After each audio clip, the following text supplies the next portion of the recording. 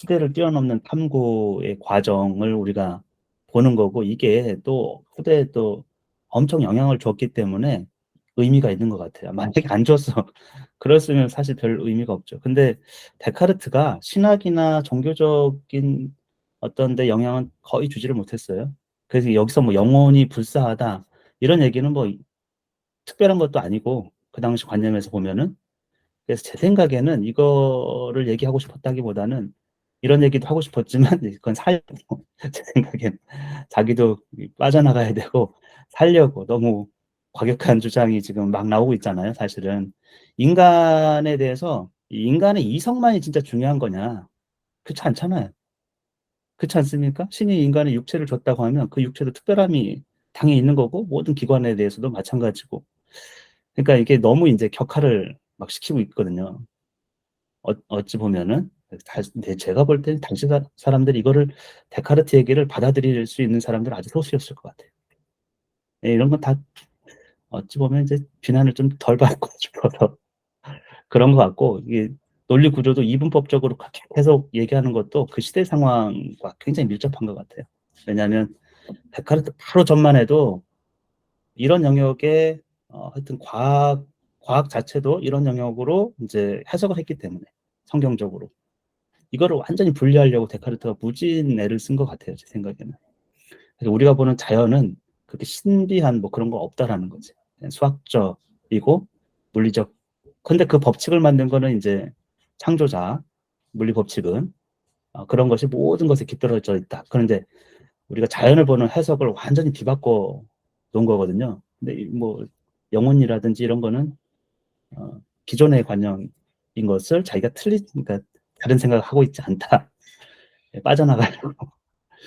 그런 생각이 좀 저는 들어요. 그래서 실제로 데카르트가 인류 역사에 영향을 많이 준 거는 철학보다도 저는 수학이랑 과학이라 생각하거든요.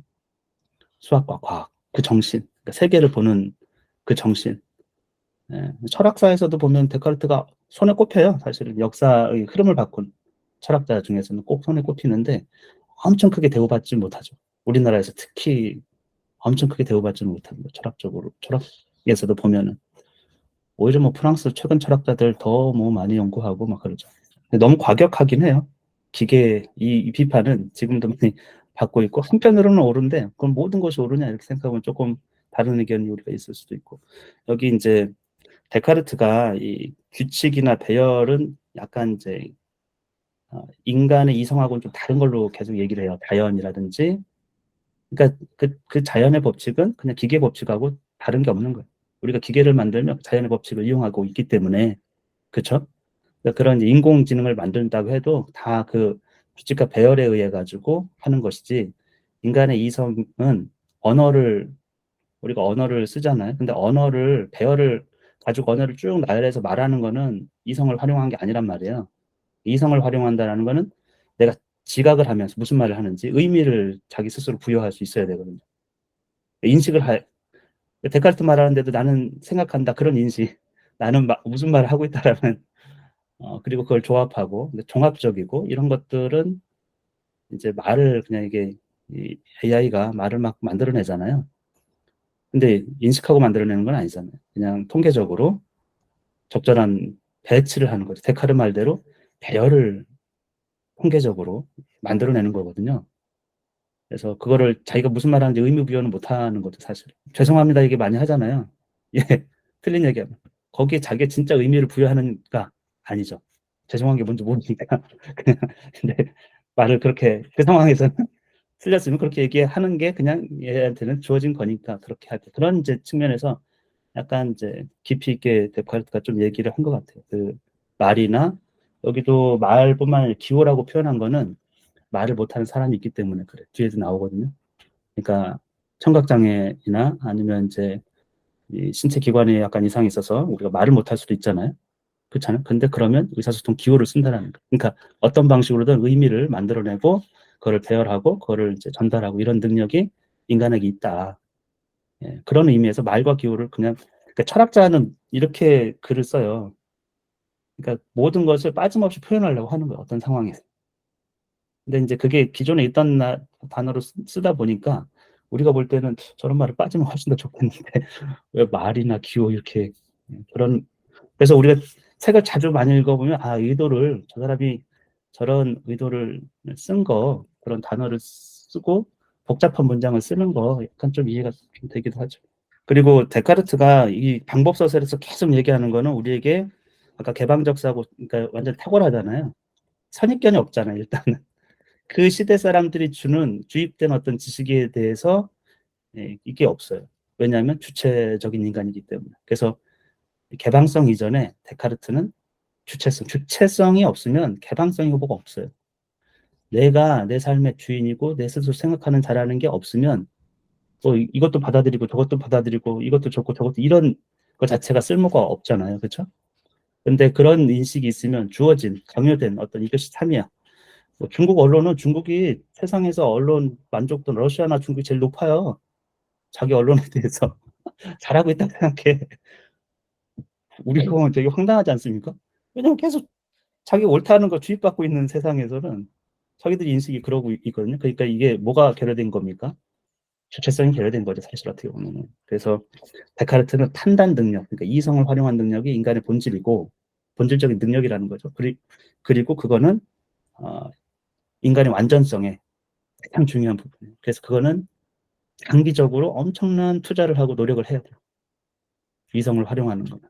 그 이제 원리들을 자기가 이제 몇 가지로 간단하게, 사실은 굉장히 복잡하게 쓸 수도 있겠지만 데카르트는 방법소설에서는 보통 사람이 적용할 수 있는 중요한 것만 이제 나열을 했다고 저는 보고 있고, 그리고 두 가지입니다. 그 인식 능력을 개선하기 위해서.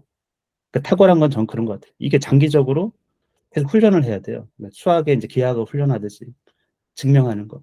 근데 단기적으로는 의심하라는 거예요. 판단을 유보하라는 거. 너가 누구에게 주입된 지식이 딱 있다.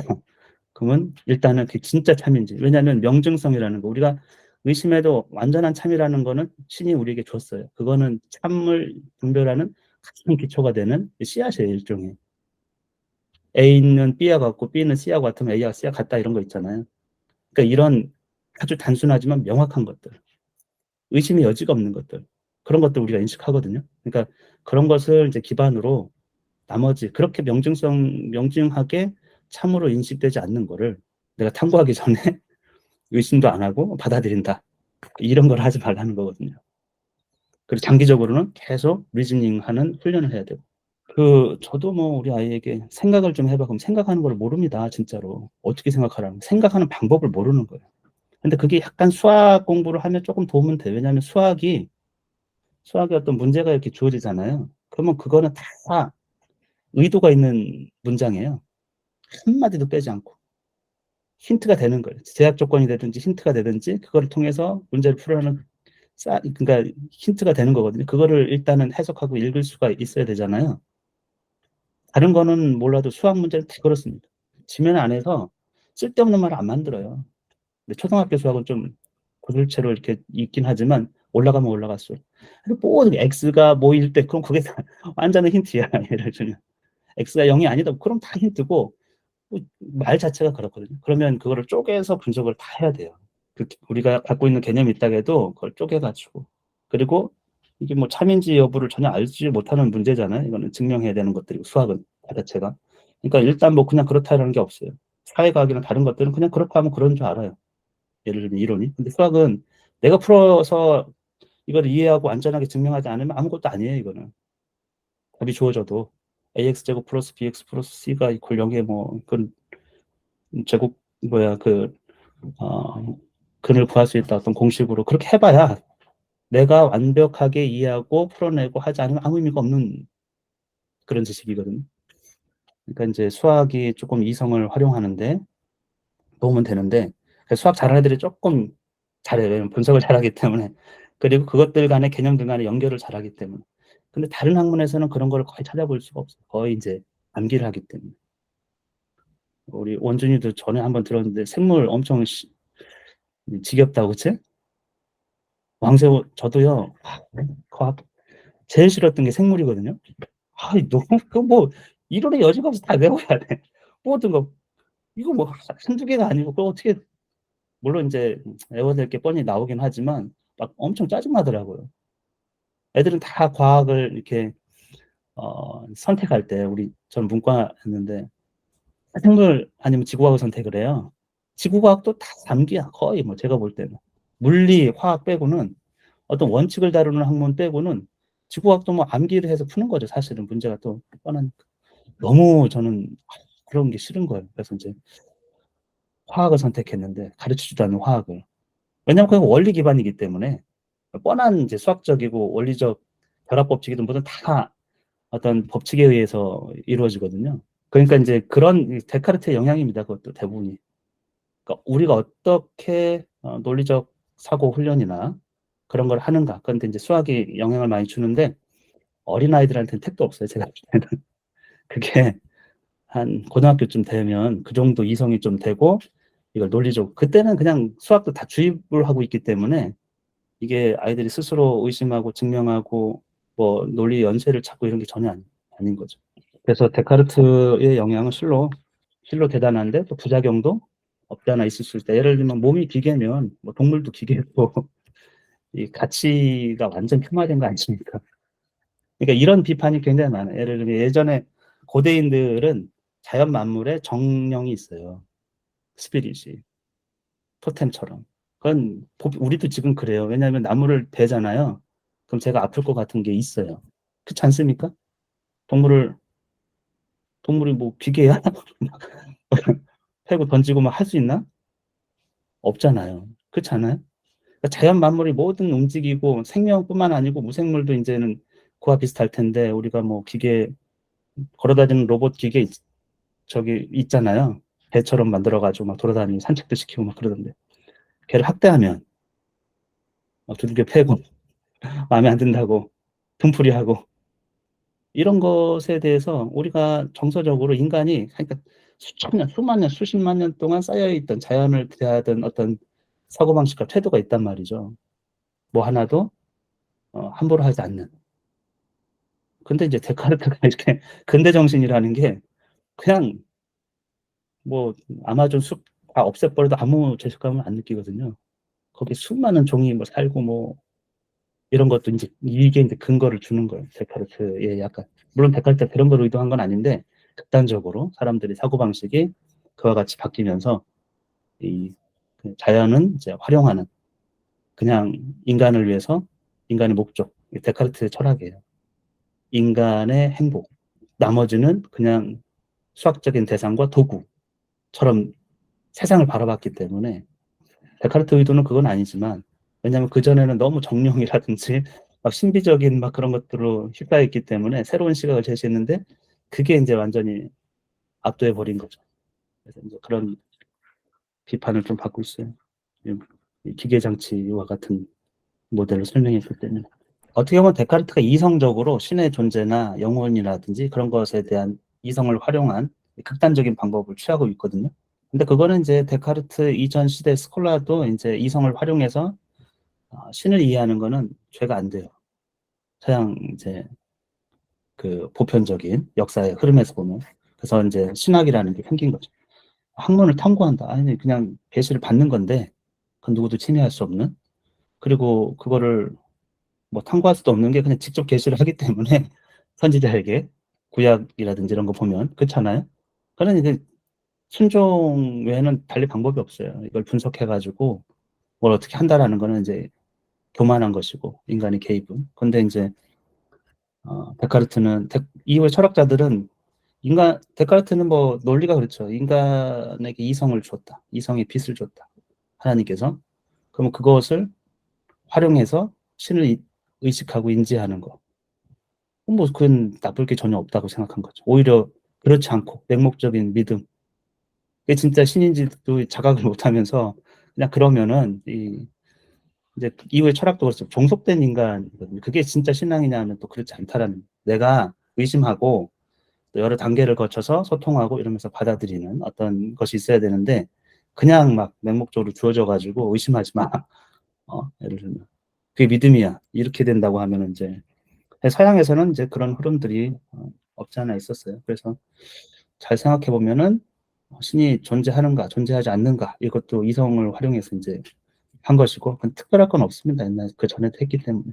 그리고 우리가 이제 데카르트의 철학을 보면은 어쨌건 내 삶의 어떤 계획 이런 것들을 데카르트가 얼마나 치밀하게 하면서 그러니까 자기 자신을 얼마나 연마했는지를 알 수가 있어요. 예, 그 규칙을 세우고 그게 이제 칸트라든지 영향을 많이 주는 거예요. 도덕 인간이 진짜 인간다운 거는 내 자기 자신을 위한 어떤 도덕률을 세우고 보편적인 어떤 가치가 가질 수 있도록 인간만이 그런 걸 할 수 있다는 거예요. 인간만이. 근데 그게 주어진 타자로부터 주어진 거를 뭐 순종하고 이러면 별 가치가 없다라는 거예요. 인간에게. 데카르트 자유의지를 중요한 게 신이 인간에게 왜 자유의지를 줬는가? 복종이 그렇게 중요하면 왜 자유의지를 줬는가? 그러니까 그냥 단순한 복종은 의미가 크게 없는 거죠. 내 의지를 가지고 내가 의심도 해보고 물어보고 생각해보고 이런 그러니까 이성을 준 건 그런 거잖아요. 그렇게 해서 도달해야 되는 것이죠. 어떻게 보면. 그래서 그런 것들이 영향을 많이 줬고 제가 이 책에서 그 진화론적인 흔적도 굉장히 많고 데카르트의 관점 자체가 왜냐하면 세상을 완전하게 한 번에 창조한 그대로 있다고 데카르트는 아무리 생각해도 그렇게 여기질 않았어요. 세월의 흐름에 따라서 변화했다라는 거예요. 그게 아주 이게 자연 뭐 도시를 봐도 왜 도시에 저기에 커브가 생기고 왜 저게 집이 있고 왜 저 집은 저 모양이고 이거는 속 시간의 흐름에 따라서 나름대로의 어떤 이유를 가지고 했지 지금 당장에 천년이 흘러가지고 그걸 딱 보면은 이해하기 좀 어려운 것들도 있잖아요. 근데 그 당시에는 다 그런 역사적 산물이라는 거예요. 인간도 마치 역사적 산물인 것처럼. 그러니까 창조도 마찬가지. 근데 신은 창조 때나 지금이나 그 질서를 유지하는 거예요. 우리가 뭘 만들 때 우리 그런 거 있잖아요. 어떤 대상을 만드는 것도 중요해요. 근데 그거를 유지하는 건 더 많은 노력이 필요하지 않습니까? 유지 보수 이런 거 생각해 보면은 네, 그러니까 아, 법칙을 만든 신 그리고 그걸 계속 모순됨이 없이 유지하는 어떤 신 이런 관념을 좀 갖고 있는 거고 데카르트의 철학은 일단 의심하고 있는 나 이성을 자각하고 있는 나 그것의 존재는 의심의 여지가 없고 그 다음에 신존재 선한 신이 있다 그리고 그 신이 우리에게 자연을 베풀었고 또 우리에게 이성을 줬다 그래서 우리는 그 자연을 신이 만든 그 자연 속에서 신의 법칙 규칙이죠 어떻게 보면 그거를 우리가 발견할 수가 있다. 특별하게 만들어진 것처럼 이제 인간만이 그래서 이 이성만이 오직 특별한 거예요. 이성만이. 그러니까 가장 어리석은 가장 부족한 모든 것이 결여된 인간이라도 모든 것을 갖춘 동물보다 낫다라는 거예요. 무엇에 있어서 신체 능력 그런 게 아니고 사유하는 능력에 있어서.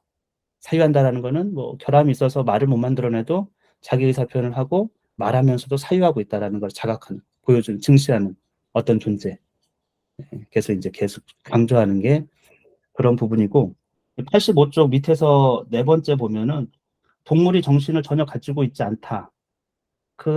그리고 그들 안에서 그들 기관들이 배열에 따라서 작동하는 것이 바로 그 자연임을 입증하는 것이다.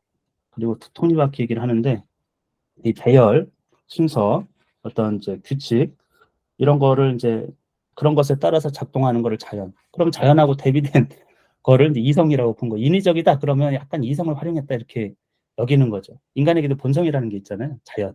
그렇죠? 이 본성하고 좀 자연을 데카르트 약간 구별했는데 근데 놀라운 거는 데카르트가 성찰이나 다른 책에서 이 자연으로부터의 가르침이라는 그런 용어를 써요.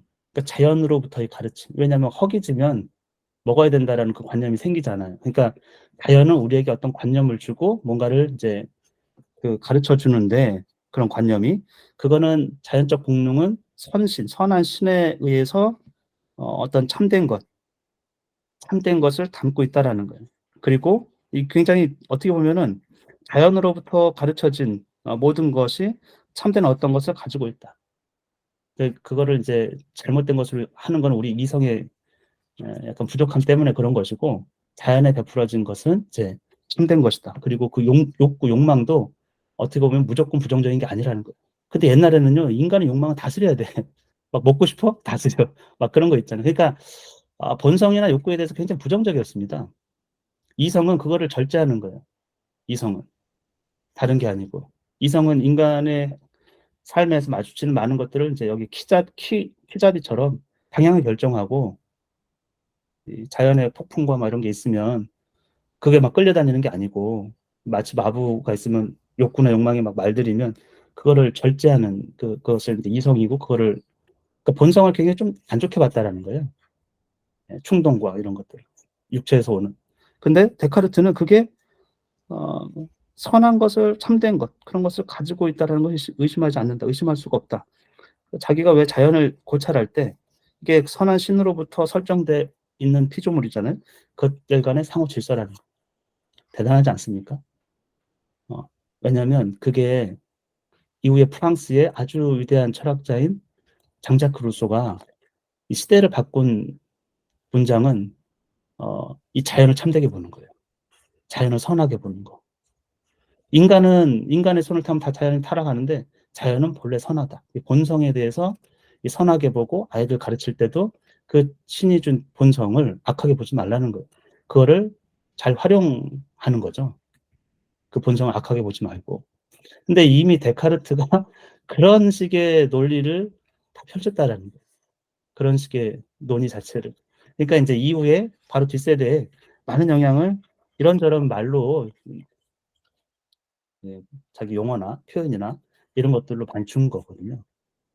그러니까 여러 가지로 이 굉장히 좀 대단하다는 생각이 좀 개인적으로 드는 거고 여기 82쪽에 보면은 여기서 또 데카르트가 물론 어렴풋하게 썼지만 81쪽부터죠. 일단은 심장 얘기를 했고 그 다음에 넘어와 가지고는 신경 뭐 신경 구조, 근육 구조, 잠들 때, 꿈꿀 때 어떤 뇌에서의 변화, 감각, 빛이나 냄새 이런 것들 그런 모든 외부 세계에 있던 어떤 질들, 성질 있죠. 그런 것들이 어떻게 어, 감각을 통해 가지고 중재돼서 관념, 그 관념을 뇌에 각인할 수 있는지 이런 것들이 인지과학이나 이런 데서 엄청 중요합니다. 그러니까 예를 들면 우리에게 어떤 관념이 어떻게 생기냐 이거예요. 우리가 시각이나 청각을 보는 거는 동물도 볼 거 아니에요. 근데 그 관념이라는 게 어떻게 생기냐 이거지. 신기하지 않습니까? 그러니까 예를 들면 뜨거운 거를 만졌어요. 감각은 온도를 이렇게 하지만 우리는 어떻게 뜨거움이란 관념을 갖고 있냐 이거죠. 그럼 우리가 생각할 때 그러면 이제 이후의 철학자들도 관념은 언어로서 우리가 해석되고 이해될 수밖에 없다. 그렇다고 하면은 그런 관념은 동물에게는 없나? 있겠죠, 당연히. 어떤 동물에게 필요한 관념이 뜨거운 것과 적과 뭐 먹을 것과 이런 것들은 나름대로 추상화된 개념이 저는 없다고 생각은 안 해요. 왜냐하면 공통적인 거를 인지를 하고 있기 때문에 추상이라는 게 이제 공통성을 차별점을 무시하고 공통적인 거를 이제 갖고 가는 거 아니에요? 그러니까 그런 것들이 굉장히 모호했을 텐데 이런 것에 대해서도 그리고 또 외부 자극뿐만 아니고 안에서 오는 어떤 그런 관념들도 있다라는 거 외부하고 상관없이 내적인 정념들 뭐 배고프다라든지 뭐 그런 것들 있잖아요. 감정이라든지 이런 것들. 그런 것들 그리고 그런 것들이 여기서 보면 공통 감각으로 공통 관념이죠. 어떻게 보면 공통 관념으로 공통 관념 그 공통 관념 그것들이 생겨나고 그것들이 어떻게 보존되고 그래서 기억으로 되고 여기 판타지라고 썼어요. 그리고 뇌에서 무엇이 판타지로 판타지가 아, 데카르트는 일단은 외부의 어떤 이런 것들은 수학적인 어떤 그냥 그 연장만 갖고 있는 것들이에요. 그게 우리 감각기관에 와요. 그럼 감각기관을 통해서 신경을 통해서 뇌에 전달되잖아요. 그럼 특정 부위에서 그거를 어떤 관념을 만들어내는 개념, 관념을 만들어내는 어떤 그런 기관이 있는 거예요. 그리고 거기에서 이제 저장을 하는 메모리로 저장하는 게 있고 그러면 새로운 관념은 어떻게 생기고 기억은 어떻게 왜곡되는가. 그건 이제 판타지 여기 보면 상상이라는 거예요. 그러니까 상상의 역할이 뭐 그런 역할을 한다라는 것이죠. 왜냐하면 만들어내고 있기 때문에 의미도 그렇고 뭐 정확한 그러니까 우리가 그런 생각해 보면은 저장은 어떤 방식으로 됐을까? 컴퓨터는 이진법 체계로 그냥 척척 되지 않습니까? 수학적으로 인간은 어떻게 됐을까? 어딘가에 저장돼 있겠죠, 그렇죠? 그리고 그 개념이 언어적 처리라든지 언어적 처리 이전의 개념은 어디서 무엇이 어떻게 했을까? 그런 이제 수도 없이 많은 이 궁금증 자기가 이제 연구를 했다고 다 써놨는데 근데 이런 것들이 영향을 많이 줍니다. 왜냐면 그럴싸하잖아요. 더 탐구하고 싶잖아요. 그러니까 고전은 정말 천재들 중에서는 고전을 이렇게 통독하고 있지 않은 애가 거의 없어요. 어떤 특정 분야로 가더라도. 그러니까 그 지적인 그 탐구나 그런 호기심은 스스로 놀랍거든요. 그러니까 이런 것들이 많은 영향을 주죠. 그리고 우리 지체들의 의지의 인도 없이도 움직이는, 뭐 우리 자율신경계, 뭐 교감신경계 막 이러잖아요. 어떤 것들은 왜냐하면 머리를 잘라도 얘가 막 땅을 문다거나, 동물들은 더 하지 않습니까? 물고 있으면 계속 물어요. 개미 같은 경우 전쟁에서 보면은 막 허리 동강 났는데도 막 끝까지 그러고 있거든요. 그리고 움직이는 경우도 있고. 그러니까 그런 이제 과학에서 다루게 되는 그 모든 것에 대해서 호기심과 탐구를 한다라는 게, 그리고 이런 것들은, 이런 걸 읽어보면 우리가 교과서를 보면 아무 문제가 뭐냐면 호기심이 없다라는 거예요. 교육 방식이 외워 이렇게 주입되기 때문에, 그냥 정보를 팍 주기 때문에. 근데 이런 책은 엄청 호기심을 줍니다. 뭐 말을 떠나가지고, 어, 진짜 왜 그렇지? 상상력이라는 게 어디서 만들어지는 거지? 기억은 어떤 방식으로 저장되는 거지? 이게 다 지금은 이제 뇌의 각 구조들이 다 역할을 한다라는 거예요. 시신경을 주관하는 어떤 뇌 브레인에 피질이 있고, 청각 정보를 주관하는 어떤 피질이 있고, 그걸 또 융합해가지고 서로 다른 감각을 이제 조율하고, 하여튼 그런 엄청 복잡하죠. 유기체는 엄청 복잡하죠. 그리고 데카르트는 결국에는 이런 거 인간이 만들 수 있다고 생각한 것 같아요. 왜냐하면 기계 장치이기 때문에 원리를 알면, 그 이성을 만들 수 있는가? 거기 이제 회의적이라는 거지. 인간 본연 왜냐하면 아주 단순한 기계도 작동 원리가, 그러니까 이것도 참 탁월한 거예요. AI 시대. 그러면 인간이 시계보다 탁월한가? 보편적으로는 탁월하죠. 시계보다. 근데 특정 영역에서는 탁월하지 않아요. 정확하게 시간을 계산하는 능력에서는 시계가 더 잘하기 때문에. 그건 고장난 시계도 훨씬 더 잘하는 거예요. 이제 인간의 이성을 이 보편적 도구라는 그런 이제 용어를 쓰거든요. 그래서 AI 만드는 사람이 챗GPT 같은 경우에는 이게 보편적인 도구예요. 원래 특수 목적을 위해서 자꾸 만들었어요. AI도 마찬가지로. 근데 얘는 어떤 기반이냐면 보편적인 언어 모델이에요. 그래서 이걸 가지고 다른 데 더 특수하게 적용시키는 거예요. 그러니까 보편성을 토대를 두고 특수하게 다른 걸 할 수 있도록. 그러니까 보편 능력을 갖춘 거죠. 그러니까 어프로치 자체가.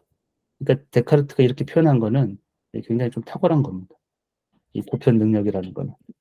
그러니까 그런 이제 이성을 그렇게 특수한 어떤 형태가 아니고 보편적인 어떤 것처럼 얘기한 것도, 말은 이제 틀린 것도 굉장히 많습니다. 왜냐하면 신체에 대한 연구가 그렇게 확실하지 않았기 때문에. 그래서 계속 뭐 기관들의 결핍, 그러니까 맹무새도 말을 한다고 생각하잖아요.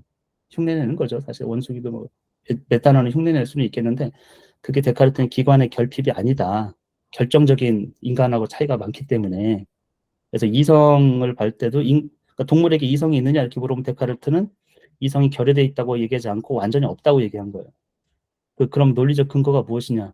그럼 이성의 능력 중에서도 언어 능력은 아주 작은 거라는 거예요. 말하는 거는 누구나 다 하니까 생각이 없어도. 예? 근데 그것조차 없다라는 거예요. 동물은. 그러니까 이성이 할 수 있는 게 어마무시하게 많으면 뭐 수학과 과학과 공학, 말을 하는 거는 아주 적은 건데 인간에게 보면. 근데 모든 동물에게서 그런 것조차도 없다라는 거죠. 그러니까 아주 작은 것조차 없기 때문에 이거는 뭐 동물에게는 이성이 없다고 이렇게 데카르트가 그렇게 해도 된다는 얘기인지 그냥 없다고 이렇게 결론을 내린 것 같습니다. 근데 이제 그게 신이 우리에게 그거를 창조했다고 이렇게 86쪽에 보면은, 왜냐하면 물질로부터 그런 거를 끌어낼 수가 없고, 그래서 신이 특별히 그렇게 창조했다라는 거. 그러니까 본인은 이제 근거를 못 찾았기 때문에 물리적 근거를 그렇게 이제 그 당시는 그렇지만 지금은 어, 안 그렇죠. 지금 뇌 연구도 많이 하고 신경 연구도 많이 하고, 네, 신경이 어떻게 전달되는지 이런 것도 연구를 많이 해요. 그러니까 결함이 있어요. 기관적인 결함이. 그런 게 없습니다. 일단은 두뇌 자체의 구조도 너무 다르고, 그렇죠. 그런 거를 연산이나 생각할 수 있는 앵무새에게는 없어요. 기관 자체가. 그리고 성대도 마찬가지고 모든 기관이 연결돼 있어서 데카르트가 보면은 그, 그 배열이라든지 그 형태라든지 이런 것들이 다 목적에 딱딱딱 맞게끔 돼 있다고 생각했는데, 동물에게도 그런 기관이 물리적으로 있는데 또 얼마든지 있을 수 있고, 근데 말을 못한다. 이성이 없어서. 그렇게 했지만 지금은 애초에 그런 물리적 토대도 없는 겁니다. 그런 이제 그런 물리적 그러니까 이런 것들은 조금 틀리지만 그래도 그 당시 상황에서 이렇게 논리를 전개 전개하려고 했던 사람 이런 거에 관심이 있던 사람이 뭐 있었을까 생각도 드는데 아무튼 그런 역할을 아주 엄청나게 해준 거죠. 자연이라는 게 굉장히 그러니까 데카르트는 완전 수학적이라는 게 알 수 있어요. 다른 사람은 그 자연은 이렇게 구체적으로 얘기를 안 할 겁니다. 자연이라는 게 다른 게 아니에요. 그게 배열에 따라서 작동하는 겁니다. 배열에 따라서. 그런 게 자연이라는 거예요. 그냥 수학적으로 법칙적으로 정해진 그 순서나 그거에 따라서 그냥 작동하는 거. 그러니까 용어가 굉장히 뭐랄까요? 정말 과학적이고 수학적이지 않아요? 예, 우리가 자연은 그냥 원래 아무렇게도 안 해도 그냥 스스로 그렇게 되는 것이다. 이렇게 보통 하지 않습니까? 예, 그걸 이제 자연의 힘, 자연 이렇게 하는데, 근데 데카르트는 그냥 그 규칙과 배열에 따라서 그냥 작동하면은 자연의 법칙이겠죠. 자연의 법칙과 규칙, 배열에 따라서. 그거 외에는 달리 방법이 없는 거잖아요. 그냥 그게 자연스러운 거지, 그냥. 그런 식으로 용어도 보면은. 그런 식의, 예. 그래서 데카르트 이후에는 이제 전에는 신학이 이렇게 왕좌를 차지했다가 이렇게 흔들흔들 합니다. 뭐, 르네상스도 있고, 또 패스트도 엄청 퍼져가지고, 이게 사회적으로 여러 가지로 엄청 의심을 좀 사게 되었고, 그 다음에 과학이 들어오면서 그런 균열이 조금씩 더 생겼죠. 그러고 나서 이제 완전히 17세기 이후로 18세기 이렇게 과학의 시대로 가거든요. 갑자기, 어떻게 보면 갑자기는 아니겠죠. 확 이렇게 서양 문물은 완전히 돌아서는 네, 그런 이제 그걸 근대라고 보통 하는데 그 근대의 결정적인 인물이 데카르트예요. 가장 결정적인 인물. 예, 아무튼 근데 안타깝게도 안 읽어요. 이런 책 아무도. 예, 제가 볼 때는 뭐 뉴턴의 책이나 이런 건 좀 읽기 어렵다고 해도 그 시간을 많이 들이고 데카르트 책은 제가 볼 때는 읽을 수 있고 유용할 것 같거든요. 예, 충분히 생각을 해보고 뭐 이건 시험 나온 듯이 이게 맞다 틀리다 이런 걸 떠나가지고 왜냐하면 내에게 생각하는 주체로서의 어떤 무언가를 씨앗을 주고 있기 때문에 그렇잖아요. 내 생각의 근거들을 찾고 그래서 근데 이런 거를 안 읽어요. 정말 시간 내 가지고 우리 애들도 그렇고 어른들도 그렇고 안 읽는 게 이 안 읽는 게 발전이 없어. 네, 아무튼 오늘 여기까지 하고요. 이 책을 여러 번 보세요. 한 번 보고 끝내지 말고 계속 보면서 내 이성을 예, 연마를 해서 예, 내 삶을 좀 더 풍요롭게 하고 주변 사람의 삶도 풍요롭게 하고 그래서 데카르트 책을 읽으면 주변에 탓하지 않게 돼요.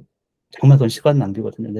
내 배우자를 탓한다거나 내 누구를 탓한다거나 인간은 자꾸 그런 버릇이 있지만 데카르트의 철학을 보면 내 정신 시간이 좀 있으면 내 정신을 연마하는 거지 다른 것에 자꾸 휘둘려 가지고 다른 것에 영향을 받는 그 개인 불행의 씨앗이거든요. 그게 불행의 씨앗. 네, 오늘은 여기까지 하도록 하겠습니다. 오늘 주말 잘 보내시고 또 뭐 월요일까지 또 연휴가 이어지잖아요. 가족들하고 또 행복한 시간 보내시기 바라겠습니다.